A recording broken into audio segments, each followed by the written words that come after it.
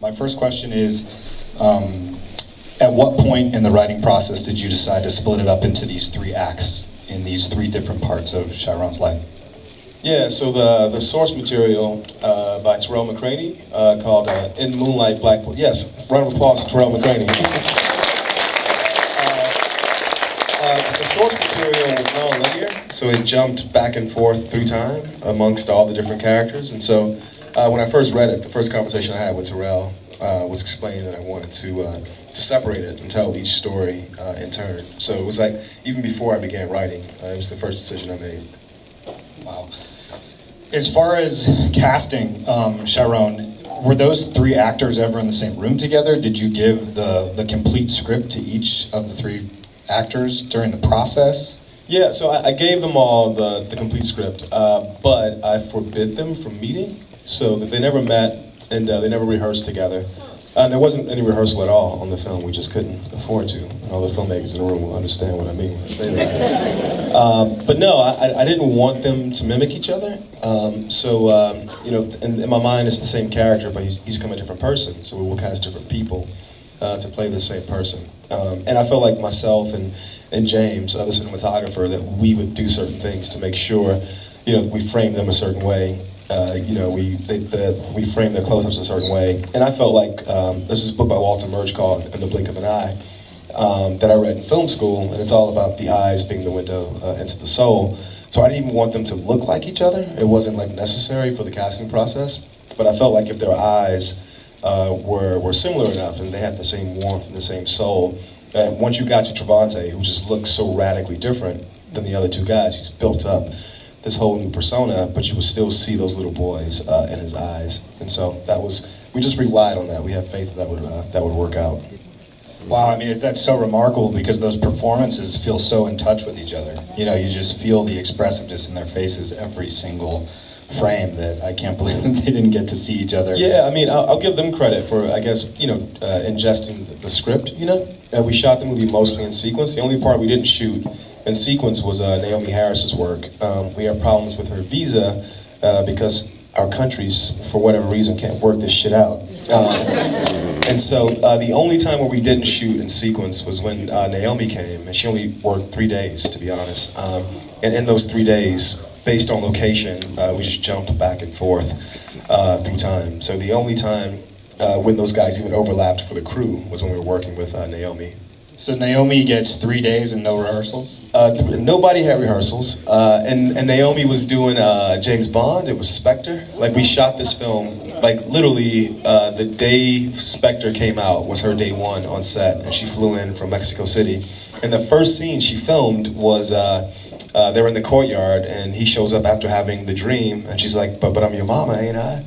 And this is a nice thing to talk about with James, because James, the cinematographer, and I, you know, we have a lot of things we keep in our back pocket. And at that point in production, we hadn't done any of the portraits where the actors are looking right into the camera.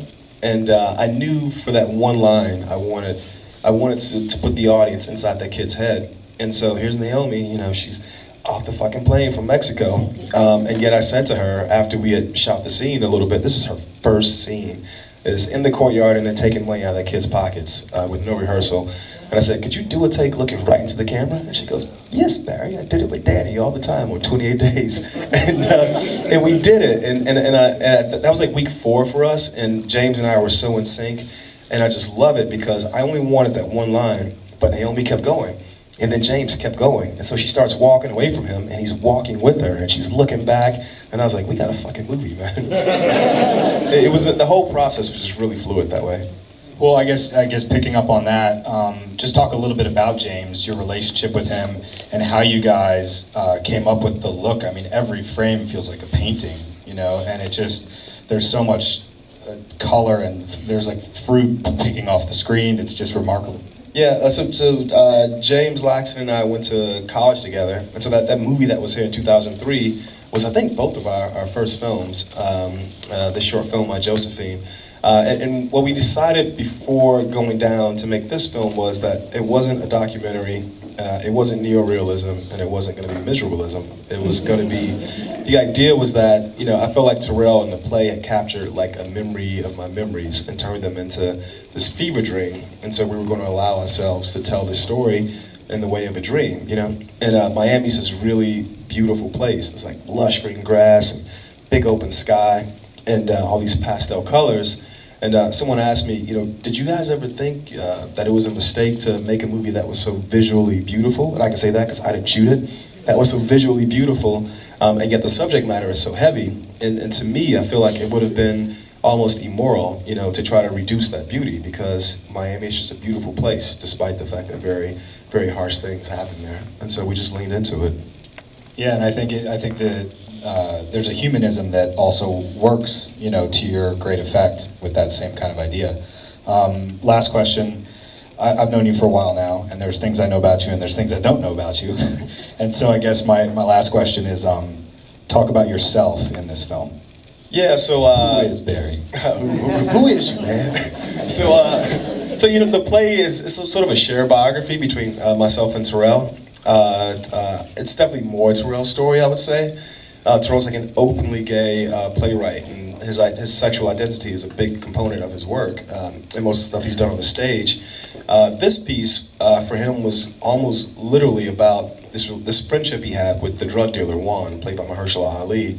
And when it came to me, these guys in Miami who know both of us, Terrell and I didn't know each other before this project, but both our mothers went through this addiction to crack cocaine. And so when these guys read it, they said, you know, this is about you, but it's not about you, you know? And I was like, what the hell does that mean? It doesn't make any sense. And then I read it, and I realized what they were talking about. And so, I mean, for me, the relationship between Chiron and Paula is primarily where, you know, there's not a single scene in this movie with that character that didn't happen to either myself or Terrell growing up. We felt like, because it was so dark, it had to be rooted in truth, the things we do with that character. But then on the flip side, you know, when I read the piece, you know, I never dealt with sexuality in the way that this film does, you know, and there's some first-person experiences in this film that I never had, and I always consider myself an ally to LGBTQ causes, but you know, you can be a passive ally, you can be an active ally. And like when the Supreme Court passed that bill, everybody changed their Facebook profile to the rainbow. You know, that's real cool, but that's a passive ally. And so when I read the piece and I fell in love with the characters and I saw so much of my neighborhood, and yet I thought, oh, but can I tell this story? And then I had a friend tell me, yeah, can you make that story as your second film? And I was like, I don't know. And I started to walk away from it. And then I thought that would be fucking cowardly, you know, to not try to go to this place, become a better man, and deal with these issues. And I wanted to, you know, put my money on the table and try to be an active ally. And so, is it working? Were some of those locations then where you grew up? I mean, pretty much everywhere in this film is. I mean, the project, the housing project that Terrell and I grew up in, got raised to build the high school I went to. But the Liberty Square is a housing project in the story too. That's literally where my family lived, and it's like a stone's throw away from where Terrell and I lived. The spot and the opening with the circular camera, that is like a block away from the housing project I grew up in. So yeah, it's all there in the city. All right, let's open it up to questions, Mr. Stillwater. So you mentioned something about like memory and dream, and that really like hit something hard with me with this film, because I feel like there's so many cycles. Like you go out of your way to present cycles, and like what he becomes from his father figure to what he takes from that, the crown, like the community, like. So, but you also do such an incredible job of showing individualism, and so showing memories and dreams emerge through cycles, which can be so mechanical, and having individualism emerge is so personal and heartfelt. It was really beautiful, and I wanted to know if you would talk about about your approach to the cycles in the culture, to cycles in personal history and breaking out of it. Yeah, I don't know if I can talk about the culture and all that stuff, but I think in the movie what we tried to do was unify the characters in each story.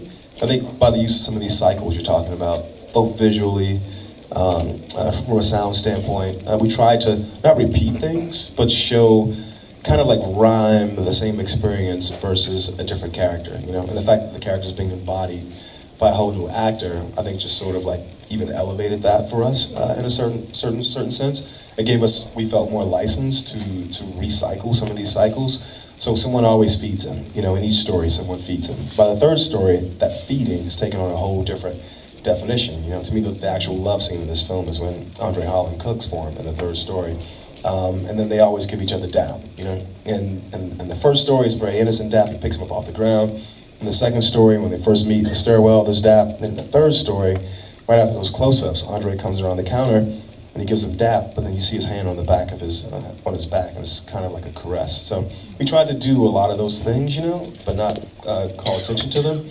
But it was really just about showing how the character has evolved, and not so much a commentary on the overall culture. And I guess I meant kind of in some ways, sorry to follow up, I'll be super quick. Is it like, it reminds me I of know like, this guy, by the way. So I expected this. it reminds me of like, you know, like genetic memory in a lot of ways. Like the crows, I remember. Well, I'll say this. I mean, as far as genetic memory goes, you know, we have this scene where Mahershala Ali, you know, basically, you know, baptizes this kid in the Atlantic Ocean. You have two black men bare-chested in the Atlantic, and you can't see land. And I do think there's something about that in the genetic DNA of just black people in this country, and in particular, the way black men relate to one another. Next question. Yeah, there, sir. Two things. One, make more movies. Thanks, man. I would do my best. Second is back to that baptism scene. That was incredibly, that was done beautifully. I think James did a wonderful job in placing the camera just at the water level. It's beautiful. Yeah, you know, that scene, and I'm glad you mentioned placing the camera at the water level. The chief decision we made in that scene was that the water would be immersed, or the camera would be immersed in the water at the horizon. We got there, we thought we'd have 6 hours to shoot that scene. We had 90 minutes because a storm was coming in. And, but it was one of those things where James and I have been working together for so long that I literally said to him, okay, we have 90 minutes because I can read, not I can read the weather, but I'm from Miami, I know when the storm is coming and when we're gonna lose 4 hours. And I said to James, all right, camera stays in the water, do what you do. And then I said to Ali, I never do this, I call Mahershala Ali. I said, look, the script is out the window. You know, I need you to give this kid a baptism. It's a baptism. Start with him floating and then teach him how to swim. And it's great because we were in New York during press, and Alex, the kid who plays Little in the first story, was doing an interview, and the interviewer said, so hey man, well, that scene was great. When'd you learn how to swim for the movie? And he goes, in the movie? No, because what ended up happening was literally, you know, we got 90 minutes, and so I tell Ali it's a baptism. Teach this kid how to swim as a storm is coming in. And what you guys are all watching with the camera at the horizon is a man teaching a kid how to swim as a storm is coming in. So, yeah, it's my favorite moment of the film. I shouldn't say that, but it is. Anyone in the back? I always want to make sure we get people in the back or on the top. Red shirt up there? No? That was sort of like a half. Far right corner?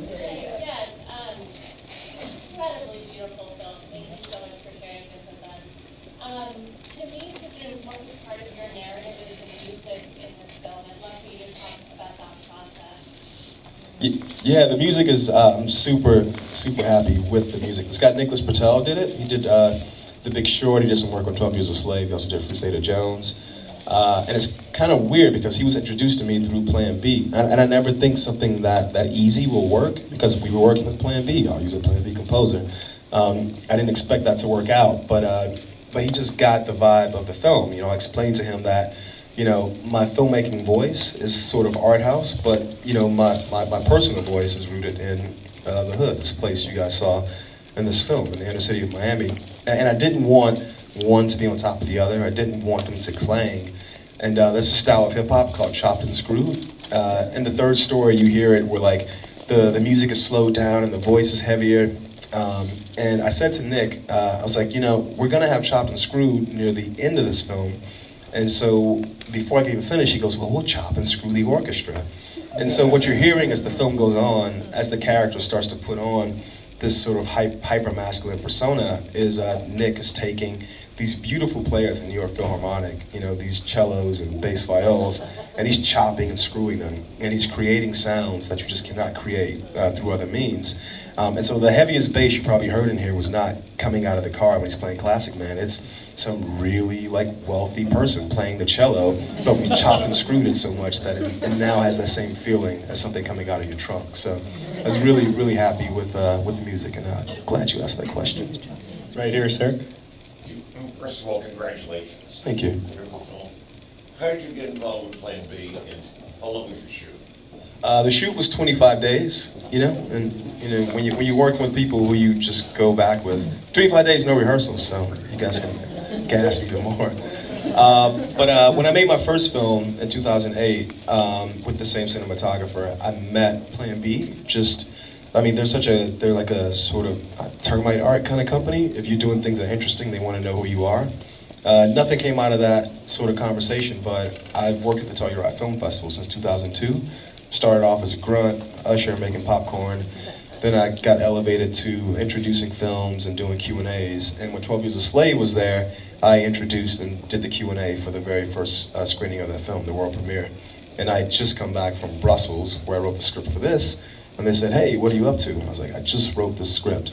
It's not ready, but when it is, I'll send it to you. And I was already working with a producer named Adela Romansky, who I went to film school with. And Adela and I finally got it to Plan B, and right away they signed on. And then they brought A24 into the picture. And A24 is a company that distributes films. They had never produced a film, but they wanted to work with us so badly that they created a new lane. They actually financed this film with the help of Plan B. So. It's a long journey, but it was an organic one. This woman here with the glasses. I know I speak for a lot of folks in the audience. Please don't make us wait 8 years for the next one. You know, I put that on me. You know, there was no systemic, institutional reason why I went 8 years without making a film. It was purely on me. So I would do my best to not take another 8 years. It was worth the wait. Yeah, and I think we have time for maybe 2 more questions. Right here. Can you talk about like some temptations that you had to resist in making of this film, given what you said earlier to the shoot? How do you mean? I don't think there were too many temptations. I mean, this was like kind of hair on fire. Like decisions that you had to resist. Nothing. No, not really, man. It was pretty damn fluid, you know. The cast came together pretty organically. The shoot was. I mean, the only thing I would say is that there were certain times where in post, where this can be a really funny film. Like the actors, because I try to create a very loose environment on set, and so we have all these ad-libs and things, especially Mahershala, where he's trying to make Little laugh to get him to talk. And it was about letting the movie dictate that it wanted to be not a silent film, but it wanted to be a quiet film, a patient film. And I think arriving at this pace of story was pretty much the only challenge that I faced, that I had to learn to trust myself in the edit. But otherwise, everything else, man, it was, you know, we had the script, and, you know, I hadn't worked with James in 8 years, and we just wanted to fucking get together and do it, and so we kind of just plugged away. Yeah, last question. That woman in the back there. I know this is probably obvious, but I want to hear you speak about it. In the earlier part of the film, there was a lot more vagueness to the not sharp pictures. You went in and out of seeing clearly, and I just wanted to hear you speak about that. Yeah, it's somewhat intentional, somewhat not intentional. When you make a movie in sequence in 25 days, everybody gets better as those days goes on. Especially the focus puller, when he's working with me and James for the first time. But also the character is sort of coming into focus. You know, the way I sort of like frame the film is the first like 80 minutes, 85 minutes are happening, and we're telling story at a certain pace. And then the guy pulls up at the diner, you know, he's taking off his shirt. You guys are probably like, why the fuck am I walking with this guy? He's walking. Then he gets in the diner, doorbell rings, then we're drifting. Well, why are we not cutting? You know, and I think we're building the character up until that point, and then from that point on, we've got him. And now we're just watching a person in real time sort of like evolve and, you know, become himself, and have to actually now make a choice, you know. who is you? You know, who am I? You know, will I follow this person into the light, or am I going to walk out the door? And so all the things that come before that are, to me, a disoriented character. There's a lot of dissonance. And then once we get in that diner, now we're in the end game, you know, and time passes differently. The focus is much sharper. The camera's much more steady. And the beats are allowed to play out. So it's partly intentional, but also the first week was rough on the focus puller. Well, please get up one more time for Barry Jenkins.